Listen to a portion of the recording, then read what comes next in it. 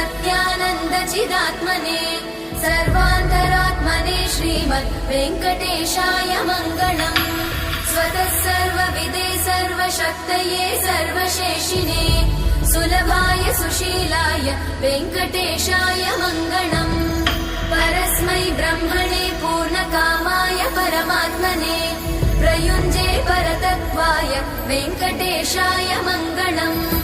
आकालतत्त्वमशान्तमात्मनामनुपश्यताम् अतृप्त्यमृतरूपाय वेङ्कटेशाय मङ्गलम्।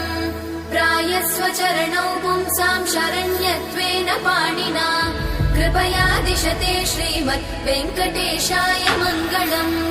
दयामृततरङ्गिण्यास्तरङ्गैरिव शीतलै अपाङ्गैः सिञ्चते विश्वं वेङ्कटेशाय मङ्गलम्।